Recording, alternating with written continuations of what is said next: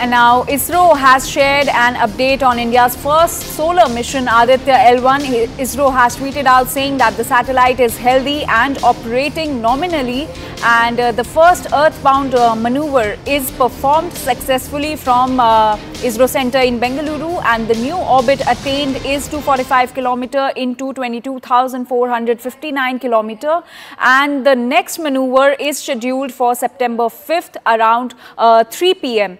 So around 3 a.m. So this is the update that is coming in from ISRO on India's first solar mission, that is Aditya L1, that was launched yesterday from Sriharikota at 11:50 a.m.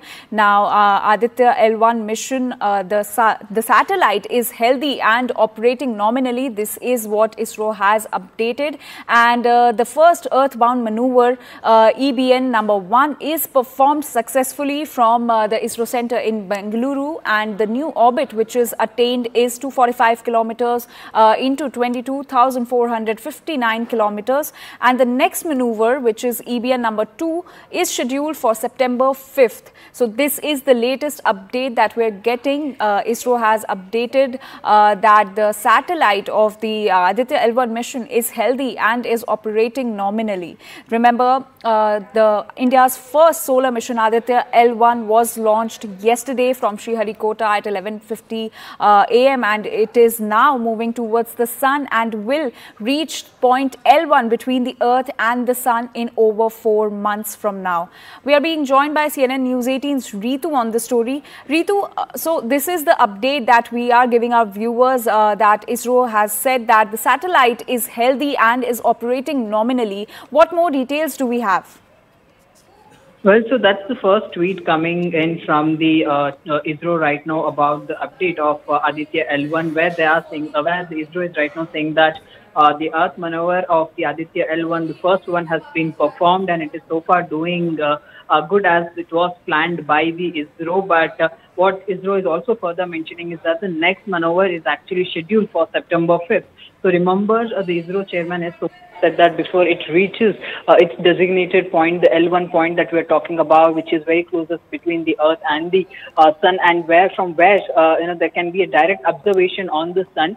So yes, there will be there will be a few maneuvers, earthbound maneuvers, that will actually be performed. So this is the first one that has been performed right now, and another one will be on September 5th. But it's quite interesting because what the kind of updates that ISRO is also giving regarding the Chandrayaan 3, similar excitement seems to be in Indians, of course, related to Aditya L1 as well, to what kind of data it is going to give to the ISRO and how it is really going to be helpful as well to the scientific community. Ritu, if you could just tell our viewers, what are the key objectives of the Aditya L1 mission?